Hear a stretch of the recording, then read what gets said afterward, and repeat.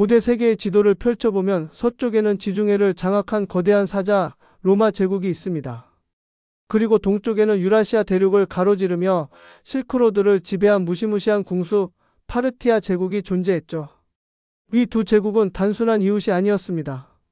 이들의 국경은 유프라테스 강을 중심으로 250년이 넘는 긴 시간 동안 끊임없이 충돌했고, 이 충돌은 단순히 영토 확장을 넘어 서양 문명과 동양 문명의 정면 대결이었습니다. 로마의 중무장 보병 군단은 철저한 규율과 압도적인 힘을 상징했습니다. 반면 파르티아의 군대는 기동력 높은 기병과 그들이 자랑하는 파르티안 샷이라는 독특한 전술로 로마군을 끊임없이 괴롭혔습니다. 이 끝없는 전쟁은 두 제국의 흥망성쇠에 지대한 영향을 미쳤고 고대 역사를 이해하는 데 있어 가장 중요한 열쇠 중 하나입니다.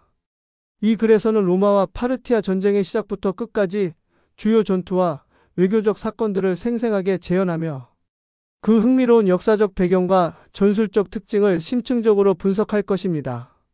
단순히 승패를 나열하는 것이 아니라 각 전투가 가진 의미와 그 속에서 펼쳐진 인간의 욕망, 배신 그리고 영웅들의 이야기를 담아내려 합니다. 왜 이들의 충돌은 그토록 오랫동안 지속되었고 결국 어떤 결말을 맞이했을까요? 영상을 끝까지 시청해 주시고 구독과 좋아요 부탁드립니다. 로마와 파르티아의 본격적인 충돌은 기원전 53년 로마의 3두 정치 중 한 명이었던 마르쿠스 리키니우스 크라수스의 파르티아 침공으로 시작되었습니다. 크라수스는 율리우스 카이사르와 그나이우스 폼페이우스에 비해 군사적 명성이 부족했기에 알렉산드로스 대왕의 버금가는 정복을 꿈꾸며 파르티아를 침공하기로 결심합니다. 그는 막대한 부를 바탕으로 7개 군단, 약 4만 명의 정예병을 이끌고 유프라테스 강을 건넜죠. 그의 목표는 파르티아의 수도인 크테시폰을 점령하고 자신의 군사적 명성을 드높이는 것이었습니다. 하지만 크라수스의 오만함과 무지는 치명적인 결과를 낳았습니다. 그는 지형에 대한 이해 없이 무작정 파르티아의 사막지대로 진격했습니다. 그리고 기원전 53년 6월 9일 카라의 평원에서 파르티아군의 총사령관 수레나스가 이끄는 파르티아 군대와 맞닥뜨립니다. 수레나스는 불과 1만 명의 기병만을 이끌고 있었지만 이들은 로마군이 경험해 보지 못한 전혀 다른 전술을 사용했습니다. 수레나스의 군대는 중무장한 카타프락트 기병과 기동력 높은 기마 궁수들로 구성되어 있었습니다. 카타프락트는 말과 기병 모두 철갑옷으로 무장하여 로마군 보병의 공격을 효과적으로 막아냈습니다. 역사학자들의 가설에 따르면 이들의 갑옷은 로마 보병의 단창으로는 뚫기 어려웠다고 합니다. 하지만 로마군에게 진짜 공포는 기마 궁수들이었습니다. 이들은 로마군의 방진 밖을 맴돌며 쉴 새 없이 화살을 퍼부었습니다. 당시 로마군의 전술은 적의 공격을 방패로 막아내며 서서히 전진하여 근접전에서 승리하는 것이었습니다. 하지만 파르티아군은 근접전을 피하고 계속해서 거리를 유지했습니다. 그들이 사용한 전술은 히타이트 전술이라고 불리며 적을 공격한 후 빠르게 후퇴하여 다시 공격하는 방식이었습니다. 특히 말을 타고 도망가는 척하다가 몸을 뒤로 돌려 화살을 쏘는 파르티안 샷은 로마 군단을 극도의 혼란에 빠뜨렸습니다. 로마군은 아무리 추격해도 파르티아군을 잡을 수 없었고 계속해서 날아오는 화살에 막대한 피해를 입었습니다. 결국 전열이 무너진 로마군은 패주했고 크라수스는 수레나스와의 협상 도중 살해당했습니다. 4만 명의 로마 군단 중 2만 명 이상이 전사하고 1만 명은 포로가 되는 참혹한 결과였습니다. 이 전투는 로마 군단의 무적 신화에 씻을 수 없는 상처를 남겼고 로마는 파르티아의 전술에 대한 새로운 공포를 갖게 되었습니다. 카라의 전투의 패배는 로마에 큰 충격을 주었지만 로마는 쉽게 무너지지 않았습니다. 율리우스 카이사르와 클레오파트라의 아들인 카이사리오는 아르메니아를 파르티아에 대한 완충국으로 만들려 했고 마르쿠스 안토니우스는 카라의 전투의 복수를 다짐하며 대규모 원정에 나섰습니다. 그는 약 10만 명의 대군을 이끌고 파르티아를 침공했습니다. 하지만 안토니우스의 원정 역시 혹독한 추위와 파르티아의 기습 공격에 시달리며 실패로 돌아갔습니다. 그는 파르티아의 요새를 공략하는 데 실패했고 보급선이 길어지면서 병사들은 굶주림과 추위에 시달렸습니다. 파르티아군은 정면 대결을 피하고 로마군이 지쳐 쓰러질 때까지 끊임없이 후방을 교란했습니다. 결국 안토니우스는 뼈아픈 손실을 입고 철수할 수밖에 없었습니다. 이처럼 로마는 파르티아를 상대로 결정적인 승리를 거두지 못했고 양국 간의 힘의 균형은 팽팽하게 유지되었습니다. 하지만 이 균형은 기원 후 1세기 후반부터 서서히 깨지기 시작합니다. 로마의 역량을 다시 끌어올린 황제들은 파르티아와의 관계를 재정립하려 했습니다. 특히 트라야누스 황제는 로마 제국의 최대 영토를 기록한 인물로 파르티아 정벌에 대한 야심을 불태웠습니다. 그는 파르티아의 내부 분열을 기회로 삼아 대규모 침공을 감행했습니다. 기원 후 113년 트라야누스는 아르메니아의 왕위 계승 문제로 파르티아를 침공했습니다. 그의 원정은 파르티아의 수도 크테시폰을 함락시킬 정도로 놀라운 성공을 거두었습니다. 로마 군단은 메소포타미아 평원을 휩쓸고 파르티아의 왕자를 차지했습니다. 하지만 이 승리는 오래가지 못했습니다. 로마의 짧은 점령에 분노한 파르티아인들은 곳곳에서 봉기를 일으켰고 트라야누스는 결국 점령지를 모두 포기하고 철수할 수밖에 없었습니다. 이 원정은 로마의 군사력이 여전히 강력함을 보여주었지만 파르티아의 저항 의지와 지리적 한계를 다시 한번 깨닫게 해주었습니다. 2세기 후반 로마 제국은 내전으로 혼란스러웠고 이 틈을 타 파르티아는 다시 아르메니아와 메소포타미아에 대한 영향력을 확대하려 했습니다. 하지만 이 시기 로마를 다스린 황제 septimius 세베루스는 뛰어난 군인이자 전략가였습니다. 그는 로마의 국경을 안정시키기 위해 파르티아와의 전쟁을 피할 수 없다고 판단했습니다. 기원 후 197년 세베루스는 정강석화와 같은 속도로 파르티아를 침공했습니다. 그는 파르티아의 방어선이 갖춰지기 전에 수도 크테시폰을 함락시켰고 막대한 전리품을 획득했습니다. 이 승리는 로마에 큰 명예와 부를 안겨주었지만 파르티아를 완전히 복속시키지는 못했습니다.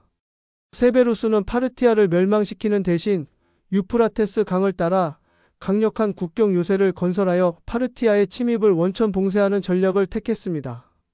이처럼 로마와 파르티아는 서로를 완전히 멸망시킬 수는 없다는 사실을 깨닫고 힘의 균형을 유지하며 경쟁하는 관계를 이어갔습니다. 양국 간의 전쟁은 주로 아르메니아와 메소포타미아 지역에서 벌어졌고 이곳은 끊임없이 주인이 바뀌는 완충지대가 되었습니다. 3세기 초 로마와 파르티아의 힘겨루기는 계속되었습니다. 로마의 황제 카라칼라는 파르티아를 완전히 정복하려 했지만 그 역시 실패했습니다. 하지만 로마가 아닌 파르티아 내부에서 변화가 시작되었습니다. 파르티아는 수많은 부족들이 느슨하게 연합된 형태의 제국이었고 시간이 흐르면서 중앙 권력이 약화되고 내부 갈등이 심화되었습니다. 이 틈을 타 파르티아의 속국이었던 사산 왕조가 반란을 일으켰습니다. 사산 왕조는 고대 페르시아 제국의 영광을 되찾겠다는 목표 아래 파르티아 왕조를 무너뜨리고 새로운 제국을 건설했습니다. 이로써 250년간 로마와 경쟁했던 파르티아는 역사 속으로 사라지고 더욱 강력하고 중앙 집권적인 사산조 페르시아가 동방의 새로운 강자로 떠올랐습니다. 사산조 페르시아는 파르티아보다 훨씬 강력한 적이었습니다. 그들은 로마를 단순한 경쟁자가 아닌 자신들의 영광을 되찾는 과정에서 반드시 물리쳐야 할 대상으로 여겼습니다.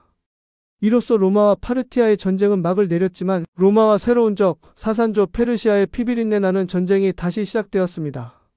로마와 파르티아의 전쟁을 단순히 승패의 반복으로만 보는 것은 너무 단편적인 시각입니다. 역사학자들은 이 전쟁이 전술과 전략의 진화 과정을 보여주는 중요한 사례라고 말합니다. 카라의 전투 이후 로마 군단은 파르티아 기병에 대항하기 위해 전술을 수정하기 시작했습니다. 보병 방진의 취약점을 보완하기 위해 보조 병력으로 궁수와 경무장 기병을 더욱 적극적으로 활용했습니다.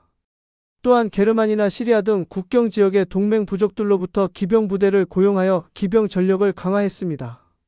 이로 인해 로마 군단은 단순 보병 중심에서 보병, 기병, 궁수가 유기적으로 협력하는 복합 전술로 진화했습니다. 파르티아의 기마 궁수 전술은 넓은 평원에서는 위력을 발휘했지만 좁은 골짜기나 로마의 요새화된 방어선 앞에서는 힘을 쓰지 못했습니다. 또한 이들의 군대는 부족 단위로 뭉쳐 있었기 때문에 오랜 시간 동안 대규모 원정군을 유지하기 어렵다는 한계가 있었습니다.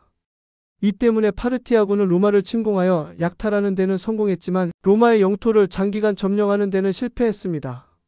전쟁의 표면적인 이유 뒤에는 복잡한 외교적 갈등이 숨어 있었습니다.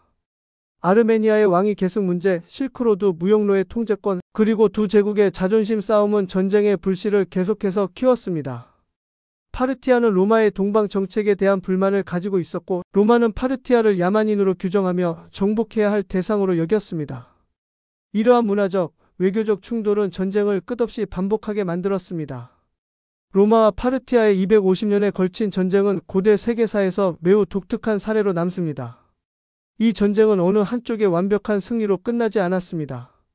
대신 두 제국은 서로의 힘을 시험하고 전술을 발전시키며 때로는 외교를 통해 공존하는 방법을 찾아냈습니다. 이 전쟁은 여러 가지 중요한 역사적 교훈을 남겼습니다. 첫째, 강력한 군사력만으로는 모든 것을 정복할 수 없다는 사실입니다. 로마 군단은 지중해 세계에서는 무적이었지만 파르티아의 지형과 전술 앞에서는 고전을 면치 못했습니다. 둘째, 기술과 전략의 혁신은 전쟁의 판도를 바꿀 수 있다는 것입니다. 파르티아의 기마 궁수들과 파르티안샷은 로마에게 새로운 위협이었고, 로마는 이에 대항하기 위해 자신들의 전술을 끊임없이 보완해야 했습니다. 셋째, 내부의 분열은 결국 몰락의 길로 이어진다는 것입니다. 파르티아는 로마의 침공보다도 내부의 분열과 반란으로 인해 멸망했습니다.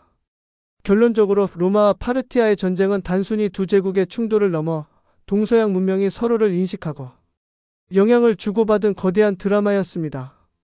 이 전쟁을 통해 우리는 고대 세계의 복잡한 외교 관계와 군사 전략, 그리고 한 문명이 다른 문명과 만났을 때 벌어지는 거대한 변화를 엿볼 수 있습니다. 이들의 이야기는 역사 속에서 사라졌지만 그들이 남긴 흔적과 교훈은 오늘날에도 여전히 유효합니다. 영상을 끝까지 시청해 주셔서 감사합니다. 구독과 좋아요 부탁드립니다.